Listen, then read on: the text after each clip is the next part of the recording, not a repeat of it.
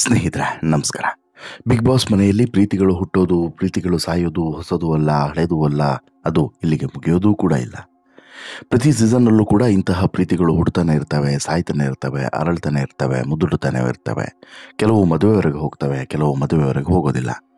ಕೆಲವು ಮದುವೆವರೆಗೆ ಹೋಗಿ ಮದುವೆಯೂ ಕೂಡ ಆಗಿ ಮುರಿದು ಬೀಳ್ತವೆ. ಇನ್ನು ಕೆಲವು ಬಿಗ್ ಬಾಸ್ ಮನೆಯಿಂದ ಹೊರಗಡೆ ಹೋದ ಬಳಿಕ ಎಲ್ಲವೂ ಕೂಡ ಸಂಪೂರ್ಣ ಬದಲಾಗಿ ಹೋಗುತ್ತೆ. ಇನ್ನೂ ಕೆಲವು ಬಿಗ್ ಬಾಸ್ ಮನೆಯಲ್ಲೇ ಮುರಿದು ಬಿದ್ದಿರ್ತವೆ. ಈ ರೀತಿಯಾದಂಥ ಅದೆಷ್ಟೋ ಘಟನೆಗಳು, ಅದೆಷ್ಟೋ ಪ್ರೀತಿ ಪ್ರೇಮದ ಪ್ರಣಯದ ಪ್ರಸಂಗಗಳು ನಾವು ನೋಡಿದ್ದೀವಿ, ಇನ್ನೂ ಕೂಡ ನೋಡೋದು ಬಾಕಿ ಇದೆ. ಆದರೆ ಸೀಸನ್ 11ರಲ್ಲಿ ಇಂಥದ್ದೇ ಒಂದು ಪ್ರೀತಿಯ ಪ್ರಕರಣ ಬೆಳಕಿಗೆ ಬಂದಿತ್ತು. ಅದು ಭಾರಿ ಗುಟ್ಟಾಗಿ ಇದ್ದಂತಹ ಪ್ರೀತಿಯ ಪ್ರಕರಣ. ಇವರಿಬ್ಬರು ಕೂಡ ಪ್ರೀತಿಸ್ತಿದ್ದಾರೆ ಅಂತ ಹೇಳ್ಬಿಟ್ಟು ಇಡೀ ಜಗತ್ತೇ ಹೇಳ್ತಾ ಇದ್ರು ಕೂಡ ಇವರಿಬ್ಬರು ಇಲ್ಲ ಸರ್, ಏನಿಲ್ಲ ಏನಿಲ್ಲ ಏನಿಲ್ಲ ಅಂತೇಳಿ ಹೇಳ್ಕೊಂಡು ಬಂದರು. ಅಷ್ಟು ಮಾತ್ರವಲ್ಲ, ಇವರಿಬ್ಬರು ಎಲ್ಲಿವರೆಗೆ ಇದನ್ನು ಮ್ಯಾನೇಜ್ ಮಾಡುವಂಥ ಪ್ರಯತ್ನವನ್ನು ಮಾಡಿದರು ಅಂತ ಹೇಳಿದ್ರೆ, ಸ್ವತಃ ಕಿಚ್ಚ ಸುದೀಪ್ ಅವರೇ ಎಲ್ಲವನ್ನು ಕೂಡ ನೋಡಿ ಕೇಳಿದ್ರು ಕೂಡ ಏನಿಲ್ಲ ಸರ್, ಹಾಗೇನಿಲ್ಲ ಸರ್, ನಾವು ಒಳ್ಳೆ ಫ್ರೆಂಡ್ಸು ಸರ್ ಅಂತಲೇ ಹೇಳ್ತಾ ಬಂದರು. ಯಾರು ತಾನೇ ಪ್ರೀತಿಸ್ತಿದ್ದವರು ಇಲ್ಲ ನಾವು ಪ್ರೀತಿಸ್ತಾ ಇದ್ದೀವಿ ಅಂತ ಹೇಳಿಬಿಟ್ಟು ಘಂಟಾಘೋಷವಾಗಿ ಘೋಷಣೆಯನ್ನು ಮಾಡಿಬಿಡ್ತಾರೆ, ನೀವೇ ಹೇಳಿ. ಅದೇ ಸಾಲಿಗೆ ಇವರು ಕೂಡ ಸೇರ್ತಾರೆ ಅನ್ನೋದರಲ್ಲಿ ಡೌಟ್ ಇಲ್ಲ. ಈಗಲೂ ಕೂಡ ಹಾಗೆ ಆಯಿತು, ಇಲ್ಲೂ ಕೂಡ ಹಾಗೆ ಆಗಿತ್ತು ಕೂಡ. ಅದಕ್ಕೆ ಪೂರಕವಾಗಿ ಈಗ ಈ ಗುಟ್ಟಾಗಿದ್ದಂತಹ ವಿಚಾರ ಕೊನೆಗೂ ಕೂಡ ರಟ್ಟಾಗಿದೆ ಬಹಿರಂಗವಾಗಿ.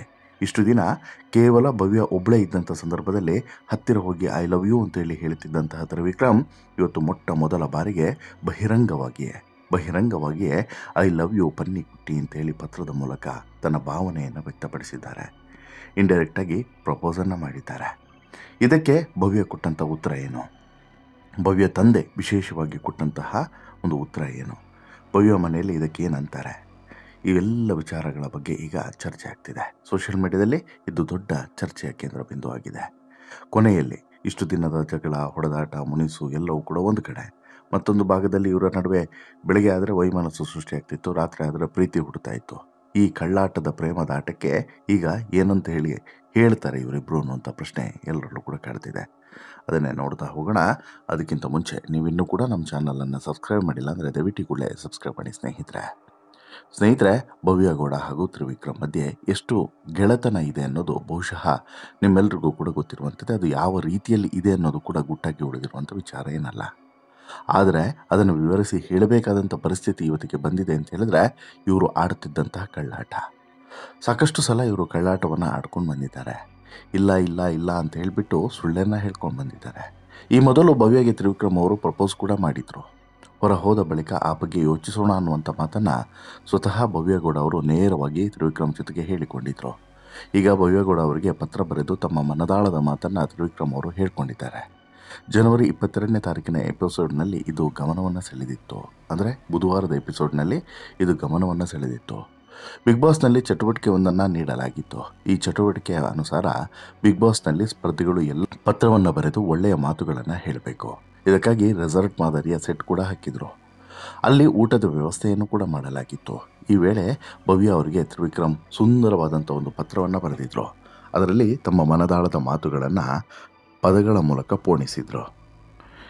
ಇಲ್ಲಿ ತ್ರಿವಿಕ್ರಮ್ ಶುರು ಮಾಡೋದು, ಭಾವನೆಗಳ ಮಹಾಪುರ ನೀನು, ಕನಸುಗಳ ಶಿಖರ ನೀನು, ಸಾಧನೆಯ ಚೀಲವನ್ನು ನೀರು ಕುಡಿದಷ್ಟೇ ಸಲೀಸಾಗಿ ಹೊತ್ತು ಸಾಕ್ತಿರುವಂತಹ ಸ್ಮಾಲ್ ಸಾಧಕಿ ನೀನು, ಕಷ್ಟ ಎಂಬಂತಹ ಕೆಸರಿನಲ್ಲಿ ಅರಳಿದಂತಹ ಕಮಲ ನೀನು, ತಂದೆ ತಾಯಿಗೆ ಗಂಡು ಮಗ ನೀನು, ಗೆಳೆಯರಿಗೆ ರೌಡಿ ಬೇಬಿ ನೀನು, ಕನ್ನಡಿಗರ ಮನಗೆದ್ದ ಗೀತ ನೀನು, ಜಗತ್ತು ಬೇಕಾದ್ದು ಹೇಳಲಿ, ನಿನ್ನ ಗೆಳೆತನ ಕಲುಷಿತವಾಗದಿರಲಿ, ಯಾರು ಏನೇ ಹೇಳಿದ್ರು ಹೇಳಿಕೊಳ್ಳಿದ್ರು ಐ ಲವ್ ಯು ಪನ್ನಿಕುಟ್ಟಿ ಅಂತ ಹೇಳ್ಬಿಟ್ಟು ತ್ರಿವಿಕ್ರಮ್ ಪತ್ರದ ಕೊನೆಯಲ್ಲಿ ಬರೀತಾರೆ.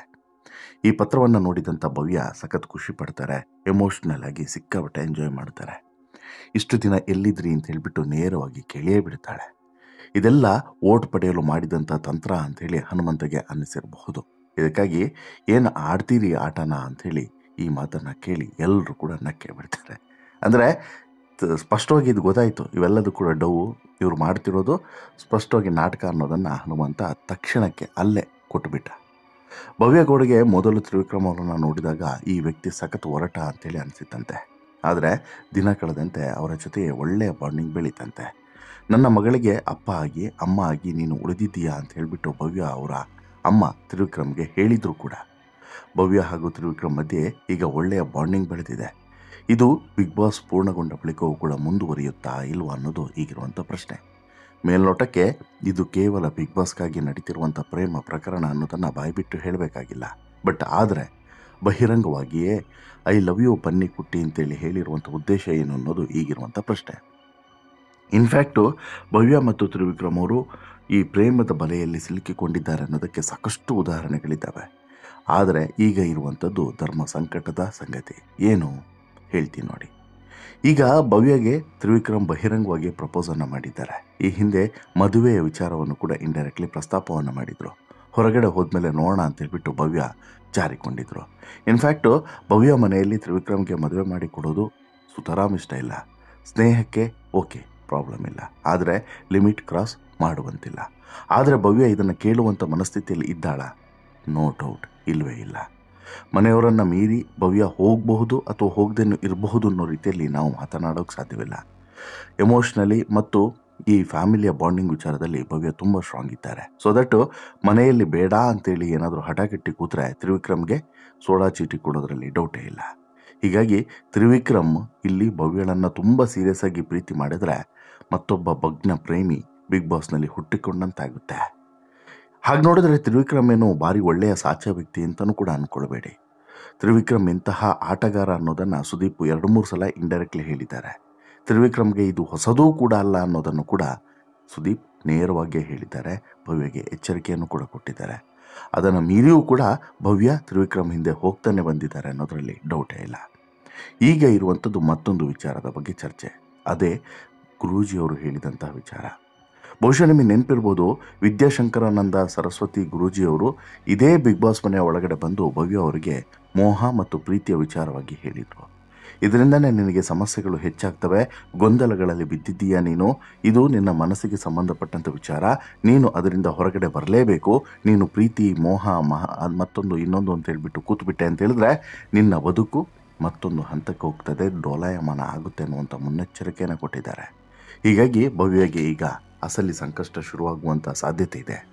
ಇನ್ಫ್ಯಾಕ್ಟು ನೀವು ಇನ್ನೊಂದು ಗಮನಿಸಿ ಸೂಕ್ಷ್ಮವಾಗಿ, ಭವ್ಯಗೆ ಸುದೀಪ್ ಅವರು ಕೂಡ ಹೇಳಿದರು, ಮನೆಯವರೂ ಕೂಡ ಹೇಳಿದ್ರು, ಬೇಡ ತ್ರಿವಿಕ್ರಮ್ ಜೊತೆಗಿನ ಸ್ನೇಹ ಸ್ವಲ್ಪ ಅವಾಯ್ಡ್ ಮಾಡು, ಕಟ್ ಮಾಡು ಅನ್ನೋಂಥ ಮಾತನ್ನು ಹೇಳಿದ್ರು. ಬಟ್ ಭವ್ಯ ಕಟ್ ಮಾಡಿದ್ರ? ಇಲ್ಲ. ಸುದೀಪ್ ಅವರ ಮಾತನ್ನು ಕೂಡ ಕೇಳಿಲ್ಲ, ಮನೆಯವರ ಮಾತನ್ನು ಕೂಡ ಕೇಳಿಲ್ಲ ಅನ್ನೋದನ್ನು ಗಮನಿಸಿ. ಈಗ ಜ್ಯೋತಿಷಿಗಳು ಗುರೂಜಿ ಕೂಡ ಅದೇ ಮಾತನ್ನು ಹೇಳಿದ್ದಾರೆ. ಅವ್ರು ಹೇಳಿದ ಮಾತನ್ನು ಕೇಳ್ತಾರ? ದೇವರನ್ನೇ ಕೇಳಲ್ಲ ಅನ್ನೋದು ಸ್ಪಷ್ಟವಾಗಿ ಕಾಣಿಸ್ತಿದೆ. ಒಂದು ವೇಳೆ ಕೇಳಲಿಲ್ಲ ಅಂತ ಹೇಳಿದ್ರೆ ಅದರ ಪರಿಣಾಮವೂ ಕೂಡ ಘನಘೋರವಾಗಿರುತ್ತೆ ಅನ್ನುವಂತಹ ಕನಿಷ್ಠ ಕಾಮನ್ ಸೆನ್ಸ್ ಕೂಡ ಭವ್ಯಗೆ ಅಥವಾ ಭವ್ಯ ಮನಸ್ಸಿನಲ್ಲಿ ಕಾಣಿಸ್ತಿಲ್ಲ. ನೋಡೋಣ ಏನಾಗುತ್ತೆ ಅಂತೇಳಿ. ಒಂದಂತೂ ಸತ್ಯ, ಈಗಾಗಲೇ ತ್ರಿವಿಕ್ರಮ್ ಬಹಿರಂಗವಾಗಿಯೇ ಭವ್ಯಗೆ ಪ್ರಪೋಸನ್ನು ಮಾಡಿದ್ದಾರೆ. ಐ ಲವ್ ಯು ಪನ್ನಿಕುಟ್ಟಿ ಅಂತೇಳಿ ಹೇಳಿಯಾಗಿದೆ. ಈ ಮೂಲಕ ಪ್ರೀತಿಯ ನಿವೇದನೆ ಆಗಿಯಾಗಿದೆ. ಭವ್ಯ ಕಡೆಯಿಂದ ಐ ಲವ್ ಯು ಟು ಅಂತೇಳಿ ಬರುತ್ತಾ ಉತ್ತರ ಅಥವಾ ಇಲ್ವಾ, ಏನಾಗುತ್ತೆ ನೋಡೋಣ.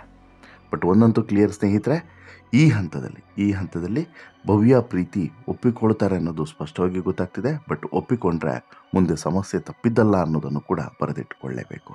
ನಿಮಗೇನಿಸುತ್ತೆ ಸ್ನೇಹಿತರೆ, ಇವರು ಪ್ರೇಮದ ಆಟದ ಬಗ್ಗೆ, ಕಳ್ಳಾಟದ ಬಗ್ಗೆ ನಿಮ್ಮ ಅಭಿಪ್ರಾಯ ಏನು? ದಯವಿಟ್ಟು ನಿಮ್ಮ ಅಭಿಪ್ರಾಯವನ್ನು ಕಮೆಂಟ್ ಮಾಡಿ ತಿಳಿಸಿ. ಜೊತೆಗೆ ಈ ಸ್ಟೋರಿ ಇಷ್ಟ ಆಯಿತು ಅಂತ ಹೇಳಿದ್ರೆ ಲೈಕ್ ಮಾಡಿ, ಶೇರ್ ಮಾಡಿ, ಚಾನಲ್ಗೆ ಸಬ್ಸ್ಕ್ರೈಬ್ ಆಗೋದನ್ನು ಮರಿಬೇಡಿ.